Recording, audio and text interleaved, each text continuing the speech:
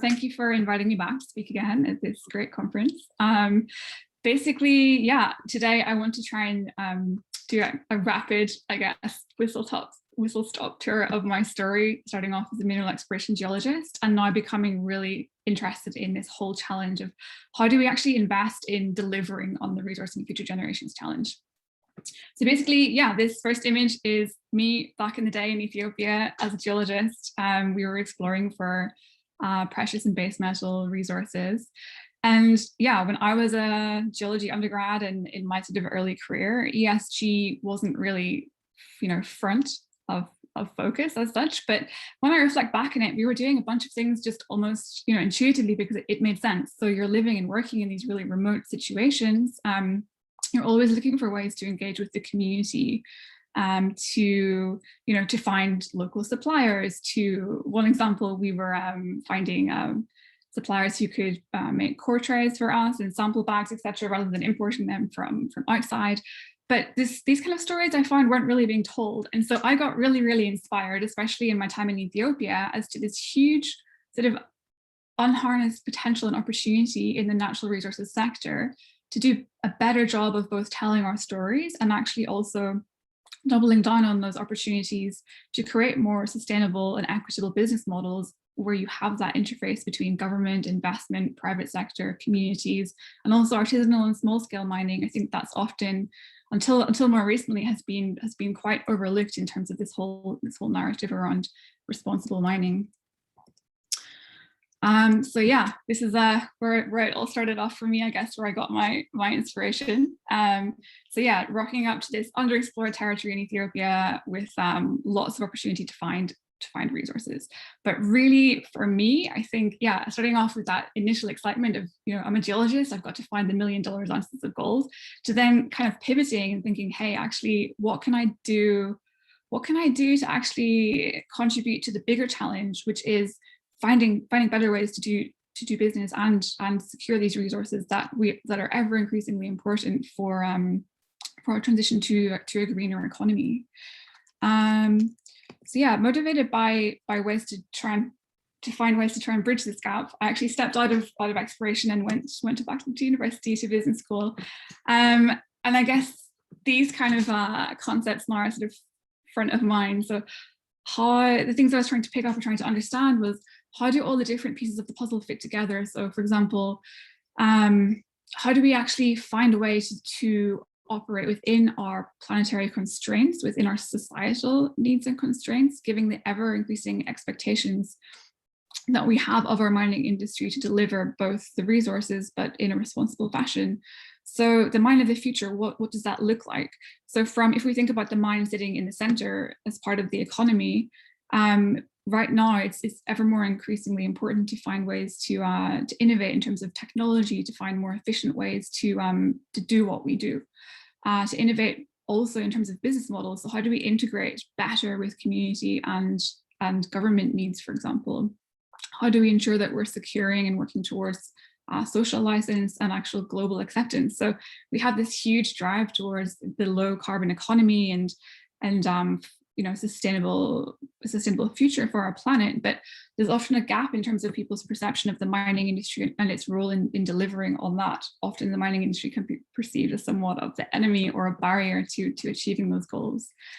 And so in terms of then operating within what society needs, more and more we're seeing a spotlight on how do we deliver in terms of human and indigenous rights. How do we promote more transparent sourcing? So society is demanding resources, but ever increasingly they want to know where those are coming from and how they've been sourced.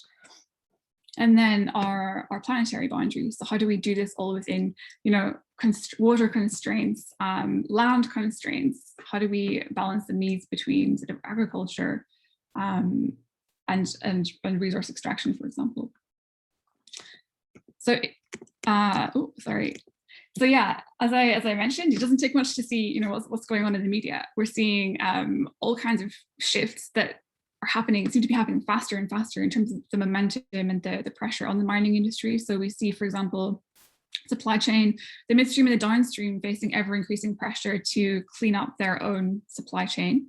So in terms of where are they sourcing these metals from and how are they being sourced?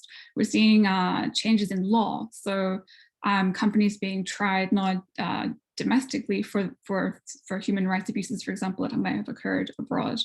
We're seeing this whole shift towards climate risk and decarbonization becoming so central to mining companies, where before it might have been something much more peripheral. We have also this huge sort of impending, as people are often talking about, this huge impending challenge to resource this, electric vehicle transition. And as I mentioned, consumers and society at large is looking for more transparency around how we're sourcing and supplying our minerals and materials.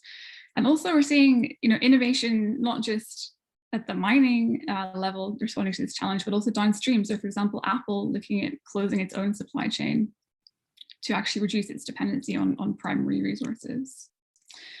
So taking a bit of a step back, I love this curve of adoption. I come back to it often, but I think it's really interesting to apply it to different aspects of the mining industry. So for example, who are we seeing that are actually the innovators who are disrupting our industry and providing solutions to these challenges, something that actually goes beyond just, for example, ESG compliance, to actually investing in business model innovation at the core of what we're doing. So it's becoming embedded into corporate strategy.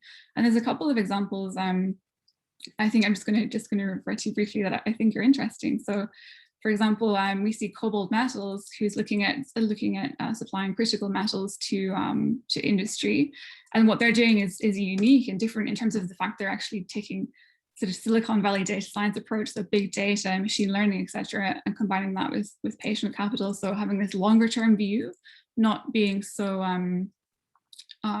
sort of time constrained and rushed, kind of keep drilling, return these drill results, deliver shareholder value, etc., keep moving things forward, to actually find better ways and more efficiently and ethically providing these critical metals. Another one, Ionian Resources, is a really interesting mineral exploration company that just recently launched, which actually puts really interesting values at the core of its business model. So they talk about decarbonization, decolonization, this focus on donut economics, essentially operating within our planetary limits, all while defining this next sort of wave of resources within to meet the needs of society, but within sort of a more values-oriented framework, which is embedded at the core of what they're doing. And so one thing as well that I've been more focused on recently is looking at investment and how that's changing. And so if we think about this idea of the investment spectrum, so having everything from finance first, which is maybe more traditionally what we've seen in the mining industry with limited regard for ESG, say, moving towards a more responsible investment scenario where we have ESG mitigation. But then, what's next? How do we push the needle forward even further? Is it this idea of actually having sustainable investing with progressive ESG, pursuing these high impact opportunities and actually ultimately trying to deliver on measurable high impact solutions? And what's the role of impact finance or grant and donor funding to kind of push things on the other side in terms of that innovation around the technical aspect, to find a meeting in the middle where we can really drive and scale our innovation in industry? So a few things just to quickly skim over. So a few things that I think are perhaps most interesting in this space, seeing how venture capital is changing. So we're seeing increasingly venture capitalists investing into what's being called climate tech, even mining tech and decarbonization. We're seeing impact investors changing their perception. It's really early days, but a few that I've been talking to, for example, are starting to recognize that if they want to have impact in renewable resources, they have to actually invest upstream into those minerals that are part of that infrastructure. And also looking at it from an artisanal and small scale mining perspective, impact investing has a very interesting role there to play in terms of actually delivering on social, economic, environmental impact in these smaller mining communities too. And then, as I mentioned, downstream, they're disrupting things hugely. So we see, articles about Tesla investing upstream, acquiring or developing partnerships with mines. We see tech companies like Apple closing the loop and trying to reduce their actual dependency on mining itself. So very quickly to wrap up, my sort of sketched out thought inspired by an article in TechCrunch is, what does the future of mining actually look like? Are we entering this new mining paradigm, and what will we see that's going to disrupt our traditional business model?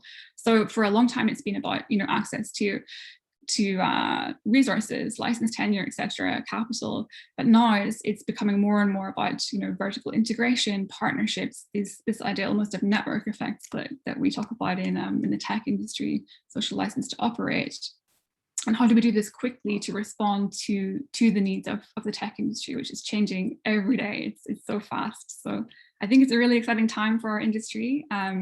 Yeah, I'm curious to see what happens next over the next few years.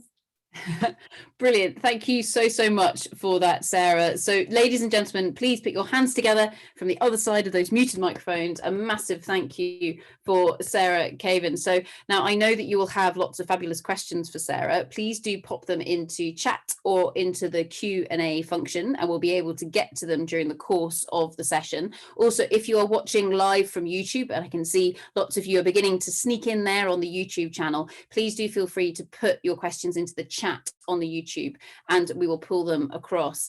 Sarah, just in the interests of time, I'm going to go straight into John's talk, but I'm sure that there will be lots of questions coming in on the chat for you. So thank you very much. Once again, another little round of applause for Sarah Caven. Thank you very much. Brilliant.